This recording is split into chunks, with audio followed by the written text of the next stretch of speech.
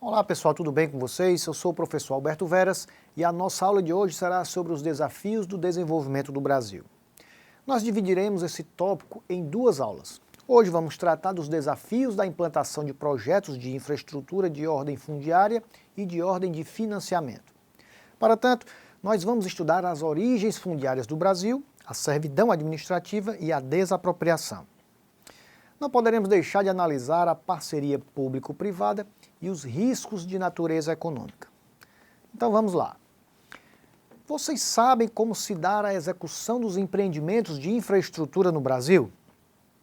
E ainda, vocês sabem quais são os desafios enfrentados para que tenhamos um processo satisfatório de desenvolvimento? Bom, é o seguinte, o Estado precisa conciliar a capacidade administrativa dos entes da federação e ainda estudar quais as medidas políticas capazes de organizar e coordenar todo o sistema. E tem mais, é necessário que seja observada cada região geográfica de nosso país, pois na verdade sabemos da existência dos conflitos sociais em nosso vasto território brasileiro. É através das políticas públicas que se torna possível a viabilização da coordenação entre o governo federal e o municipal, no intuito de solucionar os mais variados conflitos nessas comunidades.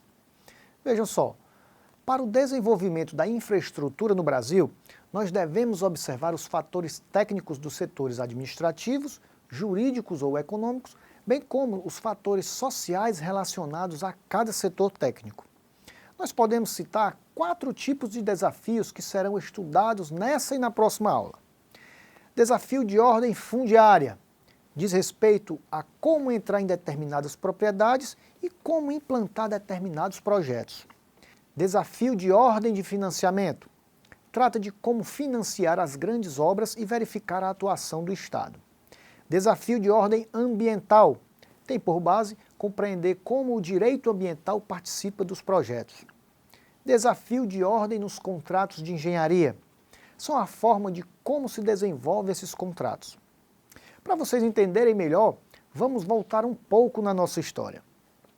Devemos compreender as origens fundiárias do Brasil, a ocupação desde o Brasil colonial, na época das capitanias hereditárias, época em que a ocupação se dava através de posse e não se discutia o domínio. O modelo colonial no Brasil se constituiu por meio de 3 componentes: a grande propriedade fundiária, a monocultura de exportação e o trabalho escravo.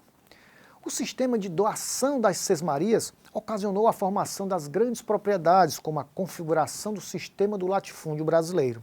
O sistema de concessão de terras por sesmarias foi abolido após a independência do Brasil, em 1822, com a revogação da legislação portuguesa, que passou a não mais estender-se sobre as terras do Brasil.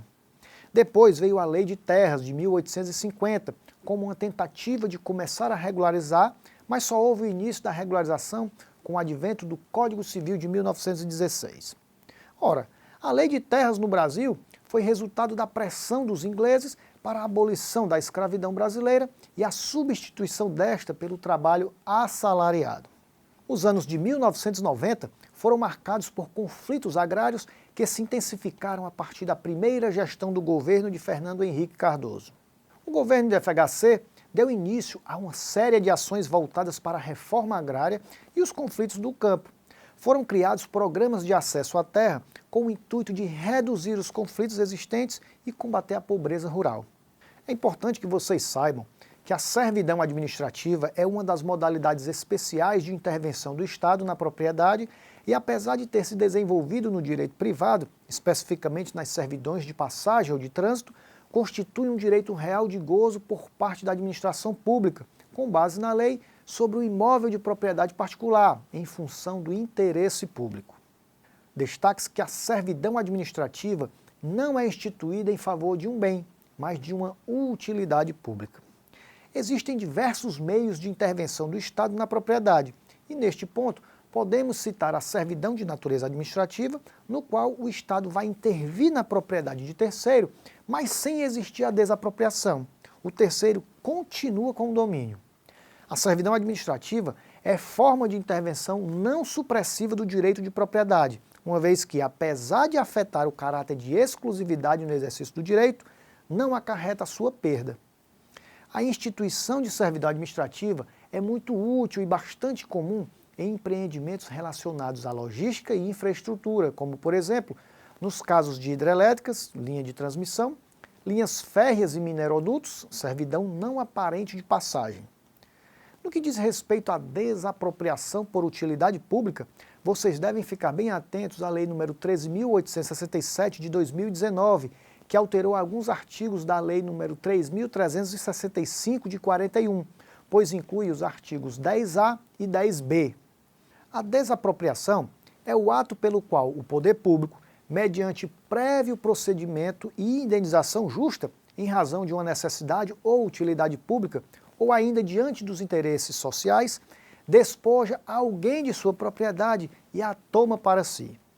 Na desapropriação, o interesse público vai sobrepor o particular, e tudo isso se justifica pela supremacia do interesse público. O artigo 5º do Decreto nº 3.365 de 41 traz uma série de situações que são consideradas de utilidade pública. Vocês também devem ficar atentos aos pressupostos que autorizam a desapropriação, que é a necessidade pública, a utilidade pública e o interesse social. Também deve ser considerado como requisito a necessidade do pagamento de justa indenização nos termos contidos em lei. O procedimento de desapropriação é dividido em duas fases. A primeira, denominada declaratória, que tem como escopo a declaração de utilidade pública ou de interesse social. A segunda fase, chamada executória, que diz respeito às providências no plano concreto para a efetivação da manifestação de vontade relativa à primeira fase, podendo ser subdividida em administrativa, quando o poder público e o expropriado acordam quanto à indenização e o ato da expropriação, ou judicial, quando a administração entra com a ação expropriatória perante o Poder Judiciário. Mas, pessoal, nós sabemos que o Brasil precisa de grandes investimentos em obras de infraestrutura. Só assim nós podemos crescer na produção de bens e serviços, com um grande crescimento nos empregos e nas rendas. O Banco Nacional de Desenvolvimento Econômico e Social, o BNDES, foi fundado no ano de 1952 e é considerado um dos maiores bancos de desenvolvimento do mundo. Para vocês terem uma ideia, o BNDES é hoje o principal instrumento do governo federal para o financiamento de longo prazo e investimento em todos os segmentos da economia brasileira. Vejam só, ele apoia empreendedores de todos os portes, inclusive pessoas físicas, na realização de seus planos de modernização, de expansão e na concretização de novos negócios. O BNDES oferece condições especiais para micro, pequenas e médias empresas. Ele oferece ainda linha de investimentos sociais direcionadas para a educação, saúde, agricultura familiar, saneamento básico e transporte urbano. Mas vejam só, as dificuldades enfrentadas pelas grandes empreiteiras brasileiras acabam impactando diretamente o crescimento do país, que necessita urgentemente de grandes investimentos no setor de infraestrutura.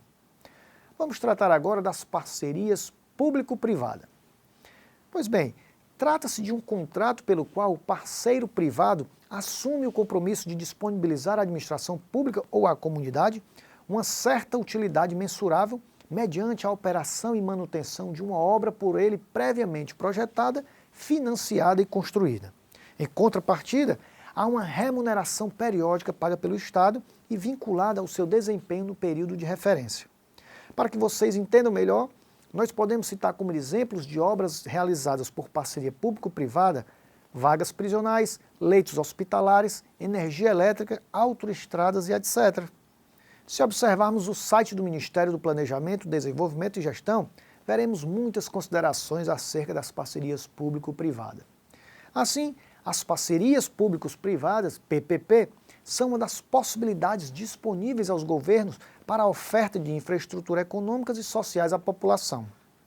E os riscos de natureza econômica? Bom, pessoal, para um melhor entendimento é importante que a gente observe o Fórum Econômico Mundial, que é uma organização sem fins lucrativos em Genebra. Talvez vocês conheçam, pois é bastante conhecido por suas reuniões anuais em Davos, lá na Suíça, nas quais reúne os principais líderes empresariais e políticos, assim como intelectuais e jornalistas selecionados para discutir as questões mais urgentes enfrentadas mundialmente, incluindo saúde e o meio ambiente. Ora, pessoal, o objetivo desse fórum econômico é exatamente melhorar a situação do mundo através de ações tomadas e executadas por líderes mundiais, grandes economistas, investidores e empresários. Eles são tão preocupados que no campo da sustentabilidade defende-se que todas as atividades serão neutras em carbonos. Eles também discutiram sobre as carreiras que mais crescerão nos próximos anos, e assim podemos citar a inteligência artificial, transcrição médica e ciência de dados.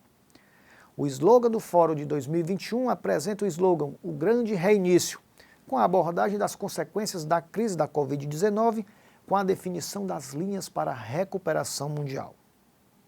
Pois bem, meus amigos, espero que vocês tenham gostado.